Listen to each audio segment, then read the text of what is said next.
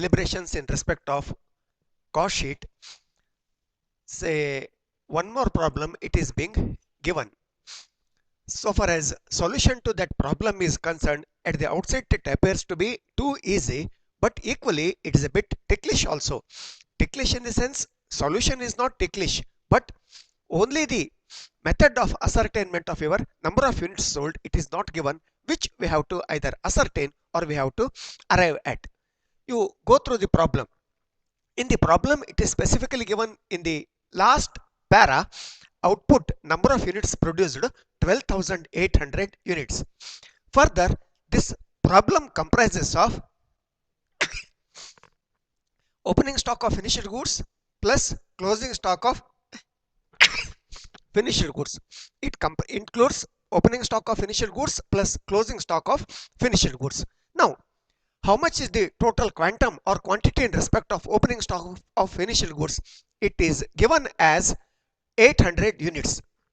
Now, its monetary valuation or monetary value, it has also been given in the problem.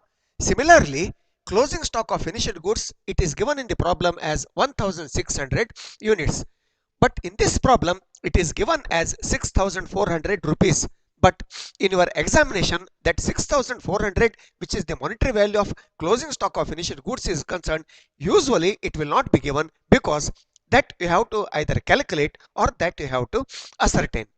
Now, to begin with, in the first instance, say which are the different elements of prime cost. The different elements of prime cost include your direct material, then direct wages, then direct expense.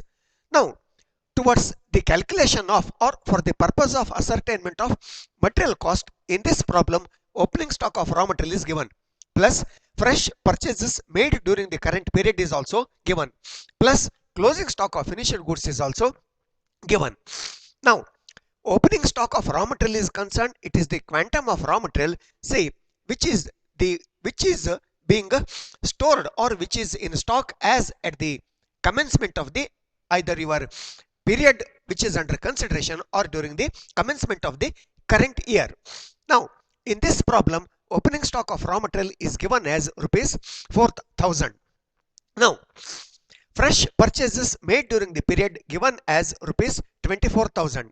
Now, we have at our disposal opening stock of raw material, in the sense closing stock for the preceding year automatically shall become the opening stock for the current year under consideration. Say thus, opening stock of raw material 4,000, purchases of raw material made during the current period rupees 24,000. Thus, total amount of raw material at our disposal here stood at rupees 28,000.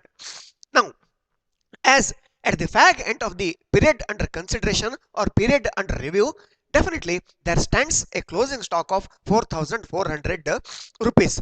When your raw material worth rupees 4,400, it is remaining as the closing stock. What about the balancing amount of 23,600? Say opening stock add purchases less closing stock, it constitutes or it would represent or it connotes the material consumed during the period. In this problem, material consumed during the period, it stood at rupees 23,600.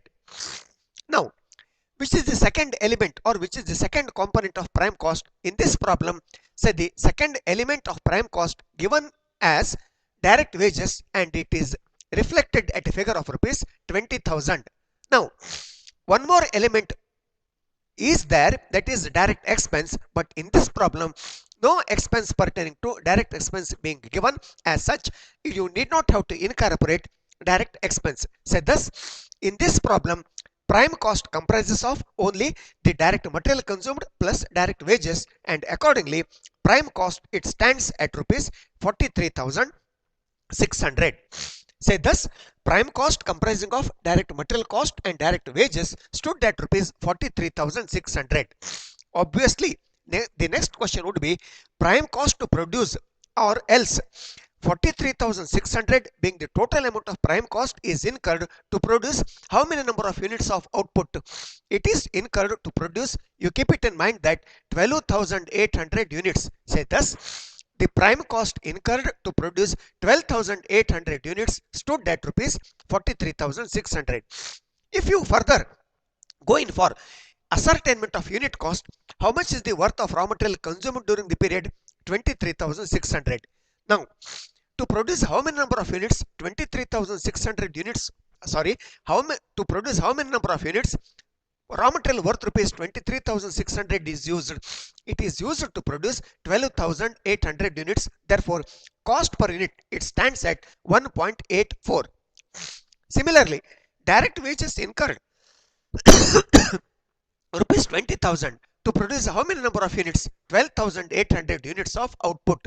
As such, unit cost of direct wages per unit cost stands at 1.56, and accordingly summation of unit cost of material plus unit cost of wages, it stood at rupees 3.40. Now you go through the problem, the format of the cost sheet. Having gone through the format of the cost sheet, next component is summation of indirect expense, first one being factory overhead. Now in the problem specifically, factory overhead is given as rupees, or it is given at rupees 8,400. Here again, to produce how many number of units? 8,400 rupees being the indirect factory expenses incurred. Here again, to produce 12,800 units. Now accordingly, 8,400 divided by 12,800 units, it stands at rupee 0.65. Now prime cost, factory overhead having been added to prime cost, the resultant figure we call it as your works resultant figure. Suddenly we won't, or we cannot call it as, because there is one adjustment in the form of opening work in progress and closing work in progress, because I have not gone through opening work in progress or closing work in progress. 52,000. Say thus, summation of prime cost plus factory overhead, it stood at rupees 52,000. How much is the unit cost? 52,000 divided by 12,800, it stands at 4 rupees 5 paise. Now if you go through the cost sheet, you can very well notice in the format, say there is opening work in progress as well as closing work in progress. If you are well versed with the opening work in progress and closing work in progress, you know where this adjustment needs to be made. This adjustment is needed to be made after the addition of factory overhead. Here again, as such, 52,000 plus 960 totaling to 52,960 less closing work in progress. Closing work in progress specifically given in the problem as rupees 3,200. You better go through the format of the cost sheet. 3,200 having been deducted, the resultant figure would be 49,760. This 49,760 you call it as your works cost. Now works cost to the tune of rupees 49,760 being incurred to produce how many number of units? It is to produce as much as 12,800 units. Accordingly, 49,760 divided by 12,800, it is put at rupees 3.88. In the sense, works cost per unit of output is 3 works cost per unit of output is rupees 3.88. Now what should be added to works cost? Say if you go through the format of the cost sheet, you can very well notice administrative office and administration overhead. In the problem it is specifically given as rupees 1,600. Now to the works cost to the tune of rupees 49,760, when you further add administration overhead at rupees 1,600, the resultant figure would be 51,360. What do you call it as? We call it as your cost of production. Here again, 51,360 being the total cost of production incurred to produce how many number of units of output? To produce 12,800 units of output, and accordingly unit cost stands at 4.01, in the sense 4 rupees 1 paise. Now cost of production having stood at 4 rupees 1 paise, I mean unit cost at 4 rupees 1 paise, and total cost of production when it stands at 51,360, there needs one more adjustment. Again, you go through the format of the cost sheet. Say the next adjustment would be opening stock of finished goods. In the problem, specifically it is given as 800 units valued at rupees 3,200. Having added opening valuation of the or monetary value of the opening stock of finished goods, the resultant figure would be 54,560. From 54,560, you have to deduct closing stock of finished goods, specifically given in the problem as 1,600 units. Now, in this problem, say specific information pertaining to, monetary valuation of closing stock of finished goods of 1,600 units, specifically given as 6,400. Usually, in the examination, this information, monetary valuation, will not be given. That you have to ascertain. Ascertain in the sense, for 1,600 units, valuation of closing stock is concerned, it must be at the rate of cost of production per unit of output. So thus 4.01 into 1,600, it more or less works out to 6,400. Say thus closing stock of finished goods having been deducted, the resultant figure would be 48,160, which we call it as our cost of goods sold. Repeatedly every now and then I used to make a reference.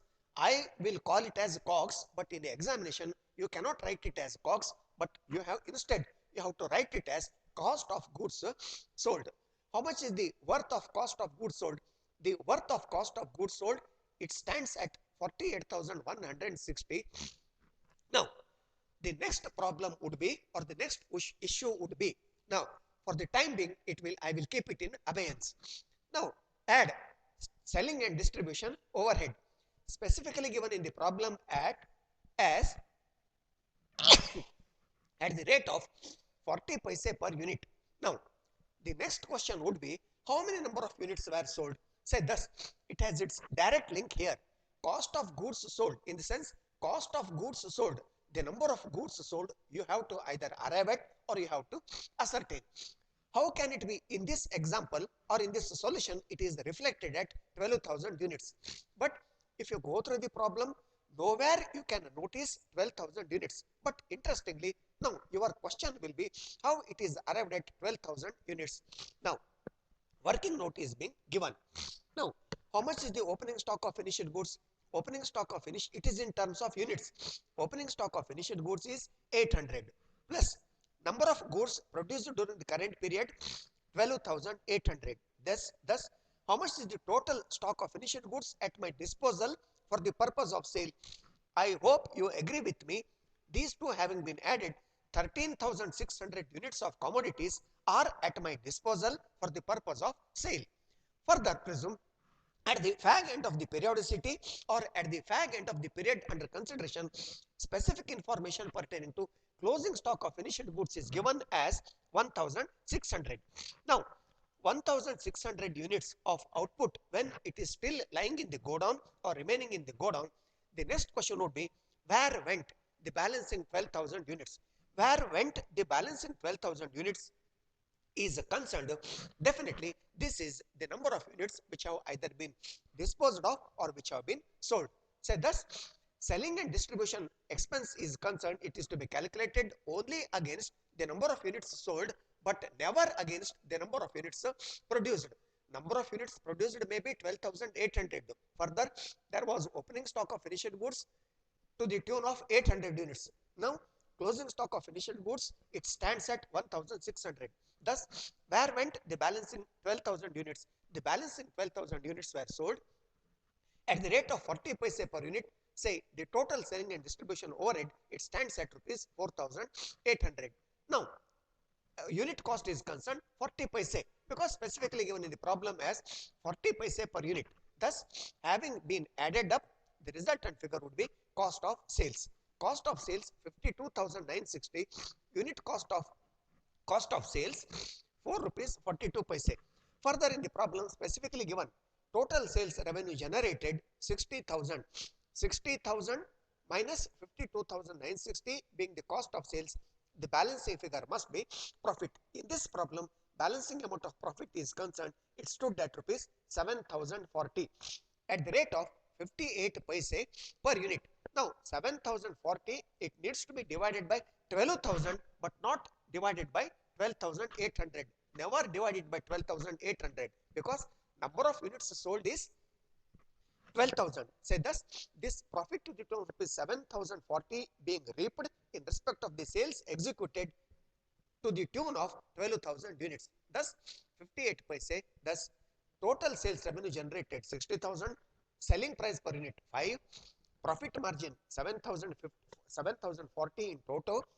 So then, profit per unit is concerned 58 paise. Thus, this is the methodology for the purpose of solving this problem.